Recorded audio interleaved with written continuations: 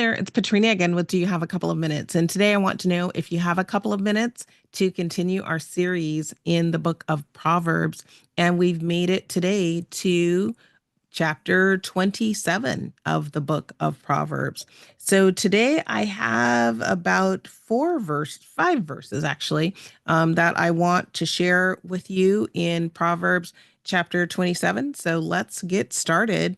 I'm going to start in verse number 2, which reads, "Let someone else praise you and not your own mouth, an outsider and not your own lips." So this is an idea of doing the things that we need to do and having some confidence that if we're doing the right things, the right people will be able to see what we're doing, or the people that are in the positions that need to see those things, and they will be able to praise us and to promote us or to provide opportunity. Now, this doesn't mean that we're not going to work hard to move things forward. It just helps us to understand that when someone else is able to see and acknowledge what it is that we're doing, it has much more weight than us just talking about ourselves. So let's let other people, provide praise for us versus ourselves. Moving down to verse number 5, it reads, "Better is open rebuke than hidden love," right?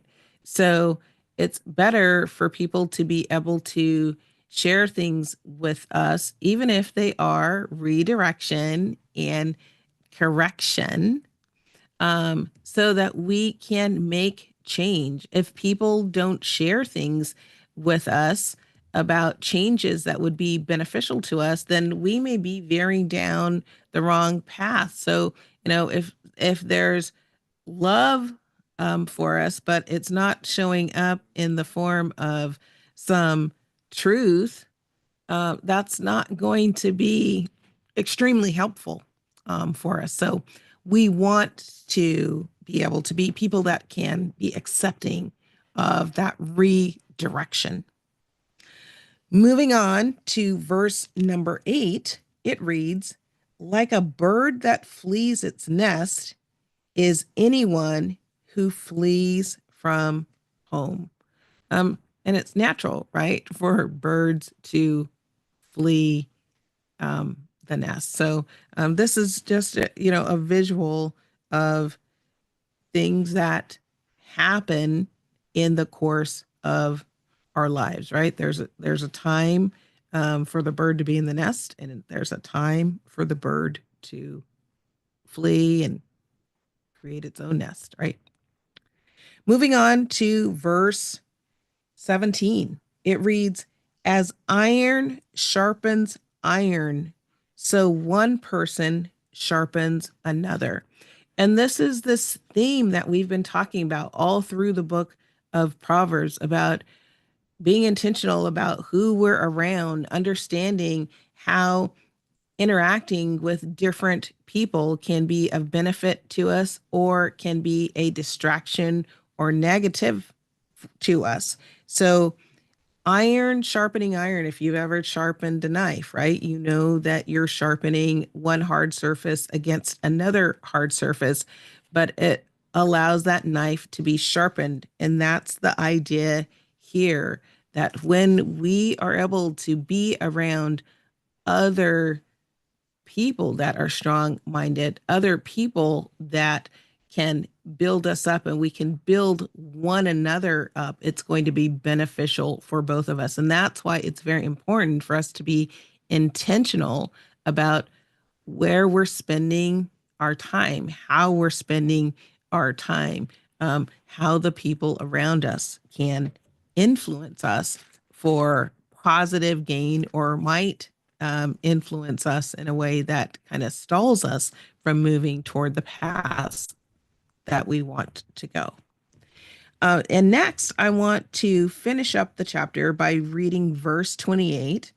And that says, "When the hay is removed, the new growth appears, and the grass from the hills is gathered in. And this idea about change, right? So this is talking, this the hay has to be removed, and then we can see the new growth that's there, and then we can reap what has grown there, right? If we just leave things as is, we're not going to be able to benefit from what is happening. We're not going to be able to cause or allow more growth to occur because we've just stymied and left things there. So, this is really this idea about change. Something has to change. When the hay is removed, then that's when we can see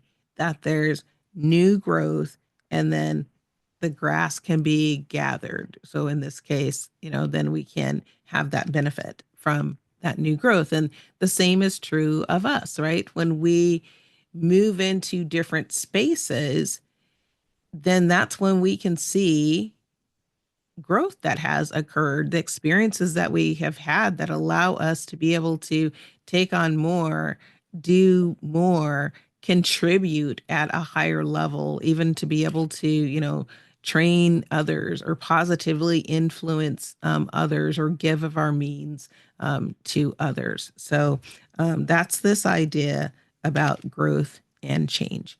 And with that, that is my few minutes for today. I hope that you found that this has been a topic that's been inspiring, something to help you think, learn, grow, and ultimately lead a more fulfilling life. And I hope that if you are enjoying these messages, that you will share them with others so that they can come along our learning journey as well. Please be sure to go back and take some time to read chapter 27 in its entirety and maybe meditate on some of these verses, see how you might apply them, see how they might provide you greater perspective for greater understanding about what you want to do in your life and about living a fuller, more enriched life. With that, I do want to say I'm super appreciative of you joining me here today, and I sure hope to see you back next time. Until then, bye bye.